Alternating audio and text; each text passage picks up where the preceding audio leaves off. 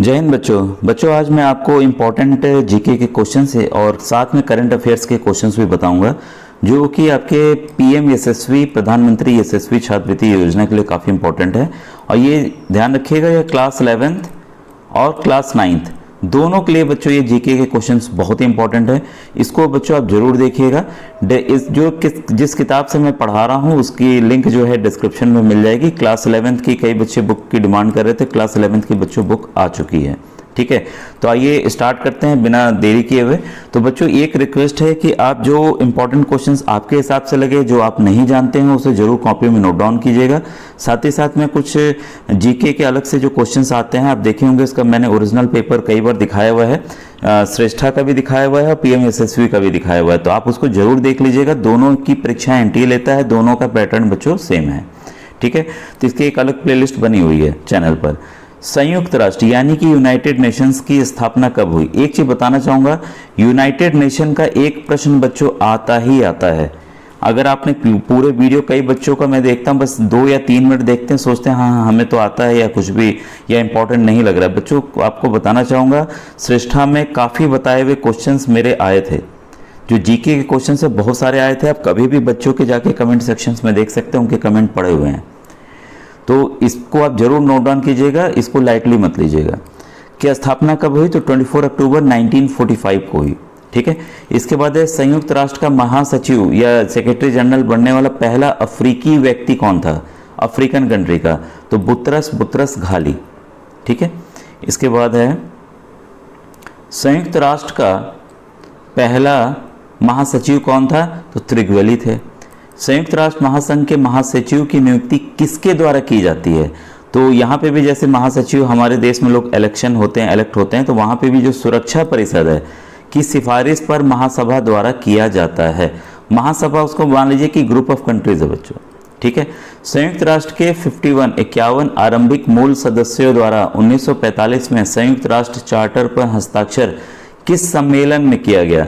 मतलब देखिए, ये लोग एक जगह इकट्ठा हुए, 51 देश, उन्होंने साइन किया यूनाइटेड नेशन एक संयुक्त राष्ट्र संघ बनना चाहिए। ठीक है, तो ये हुआ सैन फ्रांसिस्को सम्मेलन में। ठीक है, इसके बाद है संयुक्त राष्ट्र संघ की राजकाज की भाषाएं, ऑफिशियल लैंग्वेज कौन सी हैं? तो आता है बच्चों ऑप्शन, 4 ऑप्शंस दिए रहेंगे, एक ऑप्शन उसमें हो सकता है हिंदी रहे। ठीक है, अगर आपको नहीं पता रहेगा तो आपका गलत हो जाएगा, तो इसको जरूर नोट डाउन कीजिएगा। अंग्रेजी, फ्रेंच, चीनी, रूसी, अरबी और स्पेनिश। तो ये जो आपकी कुल 6 भाषाएं हैं। कई बार ऐसे भी आ सकता है कि कुल कितनी राजकाज की भाषाएं हैं या ऑफिशियल लैंग्वेज कितनी हैं, तो कुल बच्चों 6 हैं। ठीक है, फिर कौन सा एक संयुक्त राष्ट्र शताब्दी विकास लक्ष्य मिलेनियम डेवलपमेंट गोल्स नहीं है? तो ये अक्सर पूछ लिया जाता है, तो इसमें जन्म दर और एवं मृत्यु दर को कम करना अलग से गोल्स हैं। अगर आप कमेंट सेक्शन में कमेंट करेंगे तो मैं बता दूंगा। आज बच्चों कुछ मैं क्वेश्चंस भी दूंगा जिसके आंसर्स आपको कमेंट सेक्शन में देने होंगे। ठीक है, तो वेट कीजिएगा, अभी ये वीडियो कंप्लीट हो जाए पहले। भारत संयुक्त राष्ट्र में कब शामिल हुआ? तो वर्ष 1945 में ही हो गया था। संयुक्त राष्ट्र संघ के कितने अंग हैं? तो अलग अलग अंग हैं बच्चों इसके, हम लोग अभी पढ़ेंगे। तो इसमें कुल 6 अंग हैं। ठीक है, 6 बॉडीज हैं इसकी। संयुक्त राष्ट्र महासंघ का पहला अध्यक्ष बनने वाला या बनने वाली जो भी हैं, प्रथम भारतीय कौन थे या थी? तो विजय लक्ष्मी पंडित जी थी। संयुक्त राष्ट्र सुरक्षा परिषद, यूनाइटेड नेशन सेक्रेटरी काउंसिल, ये देखिए इसका फुल फॉर्म आपको याद करना जरूरी है, UNSC, United nation security council के 5 अस्थायी सदस्य कौन से हैं? तो इसके 5 अस्थायी सदस्य बच्चों आपके जर्मनी, इटली, फ्रांस, भारत और चीन हैं। इसके बाद संयुक्त राष्ट्र सुरक्षा परिषद में अस्थायी सदस्यों की संख्या कितनी होती है? तो टोटल 10 होती है। फिर अंतर्राष्ट्रीय न्यायालय यानी कि इंटरनेशनल कोर्ट ऑफ जस्टिस, तो इसका भी फुल फॉर्म बच्चों इंपॉर्टेंट है, आईसीजे का मुख्यालय कहाँ स्थित है? जैसे कुछ कंट्रीज के बीच में, जैसे हमारे यहाँ पे कोई लड़ाई हो जाए कुछ स्टेट्स के बीच में, तो हम लोग सुप्रीम कोर्ट जाते हैं। वैसे ही अगर देशों के बीच हो जाए, भाई जरूरी नहीं है ना हम लोग हथियार लेके दौड़ पड़े लड़ने के लिए, तो इसके लिए कोड भी बना हुआ है बच्चों। तो ये कई बार ये क्वेश्चन आया हुआ, वेरी इंपॉर्टेंट है, हेग नीदरलैंड में। मैंने इसके पहले भी बच्चों कई बार मुख्यालयों का पूछा था, तो एक जगह मुख्यालयों का आप जरूर नोट कर लीजिएगा, क्योंकि मैच द फॉलोइंग में भी आ सकता है, 1 लाइनर क्वेश्चन में भी आ सकता है, तो याद रहेगा तो कंफ्यूजन नहीं होगा बच्चों। इसके बाद है अंतर्राष्ट्रीय न्यायालय में न्यायाधीशों की संख्या कितनी होती है? तो 15 होती है। संयुक्त राष्ट्र मानवाधिकार आयोग के स्थान पर बने नए निकाय का नाम क्या है? मानवाधिकार परिषद। विश्व बैंक, वर्ल्ड बैंक का देखिए मैंने कई बार पूछा, कई बच्चों ने सही उत्तर दिया था, तो इसका मुख्यालय है वाशिंगटन डीसी यानी कि अमेरिका में है ये। ठीक है, तो आपने नोट डाउन कर लिएगा, वाशिंगटन में है। सदस्य देशों की भुगतान संतुलन समस्याओं में सहायता करना किसका प्रमुख कार्य है? तो अंतर्राष्ट्रीय मुद्रा कोष यानी कि IMF का है। इसका फुल फॉर्म है बच्चों international monetary fund, international monetary fund, FUND। ठीक है, तो आपने नोट डाउन कर लिया होगा। इसके बाद है बच्चों, ये भी वेरी इंपॉर्टेंट है, संयुक्त राष्ट्र शैक्षिक वैज्ञानिक तथा सांस्कृतिक संगठन, तो यूनेस्को का हिंदी वर्जन कहेंगे तो यही है। तो इसका बच्चों फुल फॉर्म जो है, अच्छा मैं देखता हूँ, का मुख्यालय कहाँ स्थित है? United Nation Educational Scientific and Cultural Organization. ठीक है बच्चों, यही होगा इसका। ठीक है, तो इसका मुख्यालय बच्चों पेरिस फ्रांस में है। तो ये कई बार आया हुआ है यूनेस्को वाला। ठीक है, तो इसको आप ध्यान रखिएगा, ये वेरी इंपॉर्टेंट क्वेश्चन है बच्चों। ये भी देखिए विश्व स्वास्थ्य संगठन, वर्ल्ड हेल्थ ऑर्गेनाइजेशन, और इसको कहा जाता है WHO, आपने कई बार सुना भी होगा, तो फुल फॉर्म आपको याद होगा। का मुख्यालय कहाँ स्थित है? तो ये बच्चों जेनेवा में है। ठीक है, तो जेनेवा किस कंट्री में है जरा सा मुझे बताइएगा। ठीक है, पूरे विश्व में बाल कल्याण से संबंध एकमात्र संगठन कौन सा है? तो बच्चों वो यूनिसेफ है, यूनिसेफ। आप इसका फुल फॉर्म बच्चों मुझे बताइएगा यूनिसेफ का। ठीक है, कई बार आता है फुल फॉर्म। अब इसके बाद है यूनेस्को का मुख्यालय कहाँ है? तो अभी हमने जस्ट देखा था पेरिस में है।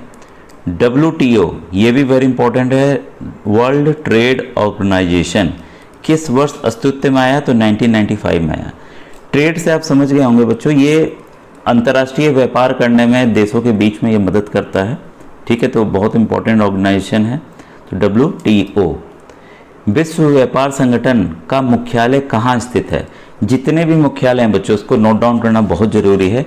ये जनेवा स्विट्जरलैंड में है। और स्विट्जरलैंड किस कॉन्टिनेंट में है जरा सा बताइएगा। हम लोग कई बार फिल्मों में भी देखे हैं, शूटिंग्स वगैरह होती हैं स्विट्जरलैंड की बहुत अच्छी अच्छी। तो स्विट्जरलैंड जो है वो किस कॉन्टिनेंट में है? ठीक है, किस महाद्वीप में स्थित है? जरा सा आप कमेंट सेक्शन में मुझे बताइएगा। अंतर्राष्ट्रीय सौर संगठन, अब देखिए ISA, इसका भी फुल फॉर्म मैंने कई बच्चे सही बताए थे, इंटरनेशनल सोलर अलायंस का सचिवालय कहाँ स्थित है? तो ये बच्चों गुरुग्राम में है। भारत किस एक अंतर्राष्ट्रीय संगठन का सदस्य नहीं है? तो G7 का बच्चों नहीं है। ठीक है, तो अभी देखिए G20 का सम्मेलन कहाँ हो रहा है? हमारे भारत में हो रहा है, बस वाराणसी में भी होने जा रहा है बच्चों, मेरे शहर में, और काफ़ी ज़ोरों शोरों से तैयारियां चल रही हैं। अब आइए कुछ मैं आपको इम्पोर्टेंट जो करंट अफेयर्स GK हैं उसको बता दूं। कुछ बच्चों प्रश्न बताकर जो लेटेस्ट करंट अफेयर्स है, फिर हम आगे बढ़ेंगे। तो ये इसको नोट डाउन कीजिएगा।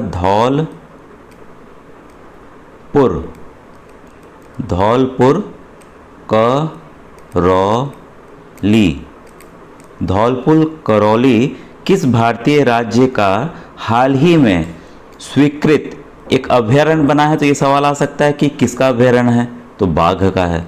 ठीक है, बाघ का अभयारण्य है। और ये आ सकता है कि किस राज्य में है? ठीक है, तो ये है बच्चों, ये मतलब टाइगर, एक तरह से टाइगर रिजर्व है। क्या है? Tiger reserve. यहाँ पर बाघों का संरक्षण होगा। ठीक है, किस राज्य में है? तो ये बच्चों राजस्थान में है।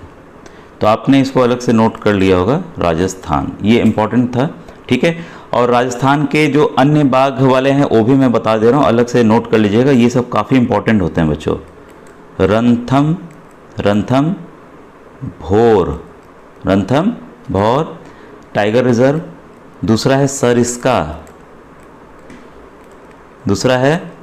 ये सब राजस्थान में पाए जाते हैं। फिर मुकुंदरा। ठीक है, इसके बाद है रामगढ़ विषधारी टाइगर रिजर्व, रामगढ़। तो अब कुल 5 इस समय हो गए बच्चों। ठीक है, तो आपने नोट डाउन कर लिया होगा। और नंबर 2 बच्चों, ये इंपॉर्टेंट है, सब लेटेस्ट हैं। ठीक है, तो ये है कि एक कोड माला बना है, कोड माला। कोड माला ये एक तरह का एआई है। एआई का फुल फॉर्म आप लोग जानते होंगे, आर्टिफिशियल इंटेलिजेंस। अब देखिए आर्टिफिशियल इंटेलिजेंस से नकली फ़ोटो सब कुछ बन रही है इस समय, ठीक है। इसके बारे में आपने सुना होगा, चैट जीपीटी का आपने सुना होगा, चैट जीपीटी ये भी एक आर्टिफिशियल इंटेलिजेंस है जो सब कुछ तैयार करके आपको दे देता है, ठीक है। तो ये जो किस कंपनी ने कंप्यूटर कोड लिखने में सहायता के लिए कोड माला जो एआई मॉडल है जारी करने की घोषणा की है, तो मेटा। मेटा आपको पता है बच्चों कंपनी है जो कि व्हाट्सएप जो चलाती है कंपनी, वो मेटा ही है, ठीक है। तो ये मेटा है, इसने एक डिज़ाइन किया है, ठीक है। यह एक लार्ज लैंग्वेज मॉडल LLM के ऊपर बेस है, ठीक है। फिर है इसके बाद है कि किस केंद्र शासित प्रदेश मुख्यमंत्री नाश्ता योजना लागू की है। कई हम लोग योजनाएं सुनते हैं, तो मुख्यमंत्री या सीएम लिख लीजिए, सीएम नाश्ता योजना या ब्रेकफास्ट स्कीम। ब्रेकफास्ट स्कीम अगर इंग्लिश में कहें तो ब्रेकफास्ट स्कीम हो जाएगा। तो ये किस राज्य ने लागू की है, तो बच्चों ये तमिलनाडु ने लागू की है, ठीक है। तो कुछ कुछ देखिए इनोवेटिव स्टेट्स आते रहते हैं बीच बीच में, ठीक है। तो ये इसके तहत क्या होगा बच्चों, 31,000 स्कूलों में ये बच्चों को नाश्ता दिया जाएगा, पौष्टिक नाश्ता, ठीक है। इसके बाद है ये इंपॉर्टेंट क्वेश्चन है, फिल्म पे आधारित है बच्चों, इसको थर्ड क्वेश्चन है। ये जो 223 में अभी इस वर्ष जो आयोजित हुआ है 69वें राष्ट्रीय फिल्म पुरस्कार, राष्ट्रीय फिल्म पुरस्कार लिख लीजिएगा, में किस फिल्म ने सर्वश्रेष्ठ फीचर फिल्म का पुरस्कार जीता। सर्वश्रेष्ठ फीचर फिल्म, तो ये इंपॉर्टेंट है बच्चों, इसको नोट डाउन कर लीजिएगा। रॉकेटरी मतलब रॉकेट के ऊपर रॉकेटरी, फिर है द, इंग्लिश वाले इंग्लिश में नोट कर लेंगे, नाम्बी, इम्फैक्ट इस फिल्म को मिला है। तो इसमें सर्वश्रेष्ठ अभिनेता का जो पुरस्कार मिला है वो अल्लू अर्जुन को मिला। साउथ के जो हीरो हैं, आपने इनकी फिल्म अभी जो लेटेस्ट आई थी काफ़ी फेमस हुआ था, अल्लू अर्जुन की फिल्म को, या अल्लू अर्जुन को अभिनेता का मिला है, ठीक है। और जबकि आलिया भट्ट को और कृति सेनन को सर्वश्रेष्ठ अभिनेत्री का पुरस्कार मिला है, और RRR को सर्वश्रेष्ठ संगीत निर्देशन का मिला है। तो इस तरह से मिले हैं बच्चों, ठीक है। अब एक चीज़ देखिएगा, इन्फोसिस कंपनी ने, ये भी इंपॉर्टेंट है, इन्फोसिस कंपनी, मेरे ख्याल से अब ये छठा क्वेश्चन होगा। इन्फोसिस कंपनी आप जानते हैं, इन्फोसिस ये किसकी कंपनी है, हमारे भारत देश की कंपनी है जो कि आपके प्रोग्रामिंग में टेक्नोलॉजी के लिए इंफॉर्मेशन कंपनी टेक्नोलॉजी के लिए काम करती है, बैंकों के लिए काम करती है। तो इसने एक राजदूत नामित किया है, वो नामित किया है बच्चों इसने राफेल नडाल को। राफेल नडाल बच्चों एक खेल से संबंधित है, आपको मुझे कमेंट सेक्शन में बताना है ये किस खेल से संबंधित है पहला, और दूसरा ये किस देश के हैं, ठीक है। तो इन्होंने काफ़ी जीता है, ठीक है। अब मैं नाम ले लूँगा तो दिक्कत हो जाएगी, आपको आंसर पता चल जाएगा। तो ये बच्चों इम्पॉर्टेंट थे ये क्वेश्चन आज के। अब आपके प्रश्न पूछने का आता है, कुछ मैं प्रश्न देने जा रहा हूँ, तो इसके आप उत्तर नंबर 1, नंबर 2, नंबर 3 करके लिखिएगा बच्चों। पहला प्रश्न आपके सामने, इसको नोट डाउन कीजिएगा। दामोदर घाटी, दामोदर वैली प्रोजेक्ट या दामोदर घाटी परियोजना किस प्रदेश में है, ठीक है, या किन दो प्रदेशों को मिलाकर है। पहला क्वेश्चन ये है आपके सामने, ठीक है। अब दूसरा है पश्चिम बंगाल का, वेस्ट बंगाल का, WB लिख दिया मैंने, वेस्ट बंगाल का कूच विहार जो जगह है वो किस लिए प्रसिद्ध है, ठीक है, ये आप कर दीजिएगा। इसके बाद है तीसरा क्वेश्चन मैं पूछ रहा हूँ बच्चों आपसे। तीसरा है आपका भूविज्ञान। भूविज्ञान मतलब जो हम लोग लैंड की स्टडी करते हैं, भूविज्ञान अध्ययन केंद्र, स्टडी सेंटर, ठीक है। भूविज्ञान स्टडी सेंटर या अध्ययन केंद्र जो है वो किस जगह स्थित है, भारत के किस शहर में स्थित है, इसको आप बताइएगा ज़रा सा, ठीक है। और किस स्थान पर बच्चों ये थर्ड पोल स्थित है। ठीक है, तो इसके बारे में आप जरा सा कमेंट सेक्शन में मुझे बताइएगा। आज का वीडियो कैसा लगा